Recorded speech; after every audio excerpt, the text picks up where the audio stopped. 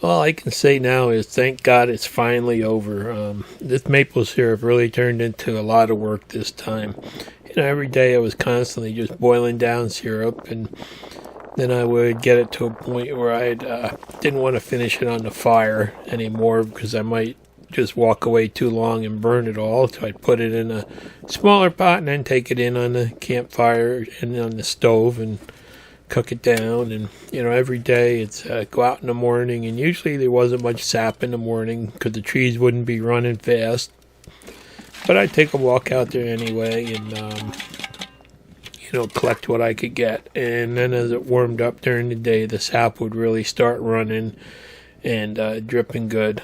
And every day I made a couple trips past the garden hoping that the snow would melt soon and I could get going out there. And it's starting to dry up now. But it was just a constant, trying to keep tabs on this, what's coming out of the trees down here. In the end, I wound up with 156 gallons of sap from these trees. And probably that much spilled out of the cans because I just couldn't keep up with it. So they are very productive, and I just kept doing this as long as I possibly could until I got fed up of collecting sap, and the trees definitely didn't run out. And it was just one cart full after the next, and this did get tiring, dragging it up that hill in my backyard in the mud on the hill there and stuff. But every couple hours I was out there collecting, just so it wouldn't run on the ground when I could catch it. And you can see the snow is actually starting to melt a little bit, but it's all running on the ground now. I just can't keep up to it, and the deer are starting to come around and lick up the ground and stuff like that. So it's really, it's about at the end for me. But it was constant, trying to tend to the fire, putting wood in. It burns through the wood really quick when you're doing this. And then I did have a couple minutes here and there to do other things while I was, taking care of that. Like, we saw a lot of bluebirds in the yard the last couple days here, so I figured it was about time I get my butt out there and clean out the bluebird boxes. Every year they stuff them full of a nest, and if you don't clean them out good, they won't go back in them again, so you'll wind up with like those barn swallows or stuff like that. But if you clean them out, you usually get the bluebirds, and we've seen a couple of them looking at the boxes already, so that's a good thing. We really love having them around. So I got 5 bluebird boxes down there and got them all cleaned out, and then I had it set up outside to try to get it cooking on the gas stove too, because I just couldn't keep up with it. It's coming out of the trees so fast. So I had the fire burning and the wood stove, and then we did get a bunch of windy days where I couldn't light a fire. And all you'd hear out there every day when I went out there were the ducks flying over. I think we're right in the path of a flyover for going from the north back to the south, or from the south back to the north.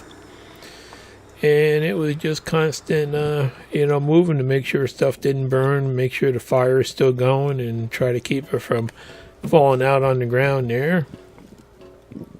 So this did turn into being a little bit of overwhelming this year for some reason. Guess it's because I'm getting old. And I started getting it backed up in my garage. Luckily it was cold out so I could deal with it. But, I just be out till midnight boiling, every night I could, and just couldn't catch up. It sure does take a lot of sap to make a gallon of syrup, I found out. So once it got too late and, everything was just about cooked down, I put it in a pot and take it inside and just kind of finish cooking it, but not all the way down to the 119 degrees. I take it down to about 117, 118. And then I'm just storing it in the fridge until I get it all done. And the first stuff was really a nice light amber color, but as it started going older, it started turning darker too. And I did have a lot of fires and burned a lot of wood. And I take it inside at the end of the night and, just cook it down some more until it was almost finished. But I wouldn't finish it until, I got it all done.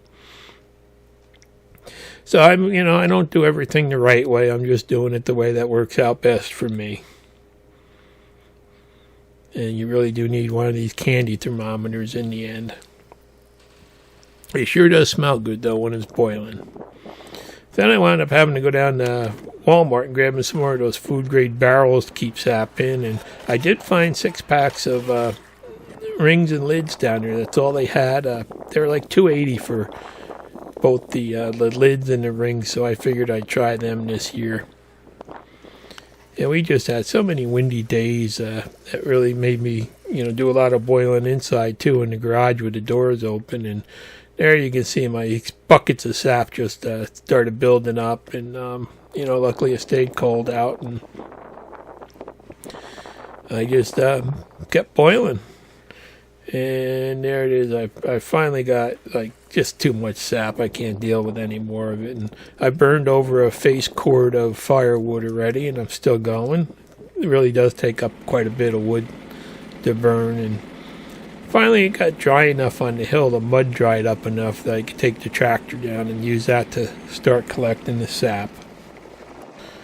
And if you don't wait till it dries up, the tractor will just slide right down the hill. If you go to put the brakes on the top, it'll slide right to the bottom when the frost is coming out of the ground like this, and there's a muddy layer on top. So, finally it was safe to drive down there.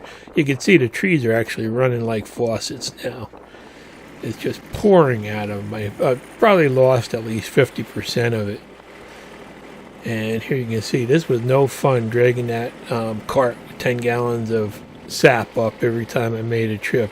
The hill doesn't look that big from the top, but coming up it dragging something really does. And finally the garden is all the snow's gone, and got the 5 new boxes out there. I'm getting ready to set up soon and get going, but until I get this all boiled down, that's going to be it. And I did get to see a lot of nice sunsets while I was boiling this.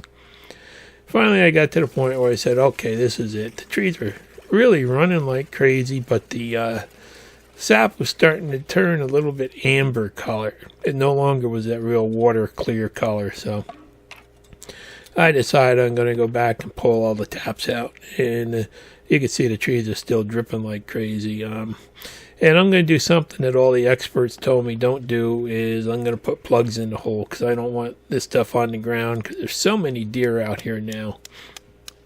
We got like 9 really big fat deer that are licking this stuff up, so hoping to stop it. So I made some maple plugs up, and I'm putting them in the tree. They say don't do this because it can kill the trees, but at this point in time, I'm never going to do this again, so maybe I'll just wind up with some firewood and nice bolted lumber in the end. But so I went out and did have a nice day there, and just decided to plug all the holes up, pull all the taps, and say this is my last trip down the hill. Now, like I said, you shouldn't do this. They say just let it run out on the ground and let the trees heal themselves, but I just don't want all the bugs and animals around right now. And there you can see it's kind of like amber color now coming out. It's not crystal clear anymore. And this end sap does make your syrup be a little bit darker too. So there it is, finally, no more shiny tin cans hanging on the trees, and I got everything picked up. My last about 12 gallons of sap coming up. And now it's time to do the final boiling of everything. And I just had everything with I could put a fire on going, and, slowly but surely got the buckets all emptied out and getting it boiled down and put into the fridge for right now. And finally it's done. Time to clean up this burner that I made. It did do a good job again. I burned up, like I said, over a face cord of wood in it.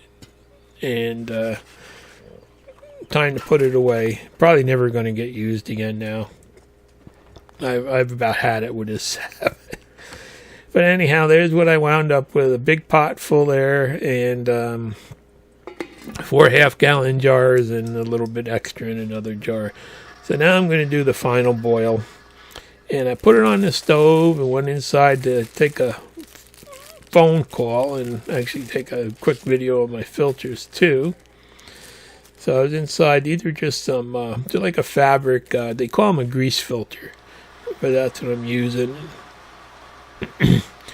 I went inside, take a phone call, like I said. 5 minutes later I came out, and this thing had cooked over and lost about a quart of syrup on the floor. It just started boiling, and what a stinking mess. Stuff burning all down in the burner and everything. Really smelly and nasty. But, you know, it's what happens when you get distracted, I guess. So the rest of the time I sat out there and I just watched the thermometer carefully till it got to about 219. And then I shut the pot down at that point and just let it cool down a little bit. You want it down below 200 when you start filtering it. And I started filtering it my hillbilly way. I don't have a final felt filter or anything like everybody else uses. Too cheap to spend $30 on it just for, you know, a couple batches. So all I'm using are these what they call a grease filter. And I've got my wife's filtering cone there. I don't know. She's got a name for it, but it's a slow process. They do plug up pretty quick. And you have to bend it. You know, I just kind of move it around a little bit so it goes up the sideways and try to get as much as I can through the filter. And when one stops running, I'll just put another one in. And this is just to get the minerals that kind of attached to the sugar out of it. Apparently they give it a bad flavor and stuff, and they make it really cloudy and dark. So what I'm doing here gets a good deal of it out, and there you can see what that stuff looks like when you filter it out. And there's the first batch filtered. So now it's inside, and you want to keep the try to keep it at least about 180 degrees, the syrup. And I'm preparing the canning jars. Most people don't can it. I do. I like to have sterilized jars to put it in. So I'll get the water bath out.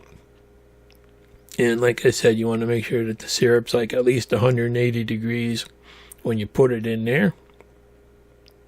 And I can only do 8 jars at a time in this pot, so I'm just going to fill them up. And it smells so good in the house right now. Then just wipe them down, all the rings there, and put on the tops. These Walmart ones, I've never used them before, but they actually don't look too bad. And I was surprised they had some of them. And they were, like under $3 for a pack for both the rings and the lids. I thought that was reasonable because some people are getting $10 just for the lids now. And then it's just a matter of putting the rings on there, snugging them up a little bit. And what I do is I put them in the boiling water bath, and I'll do them for just 5 minutes just to make sure there's no bacteria or anything left in them.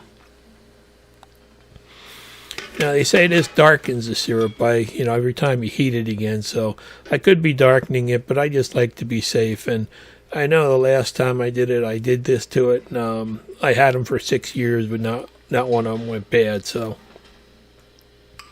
so you do one batch and then load up the jars for the next batch and sterilize them for about 10 minutes and then, fill them up.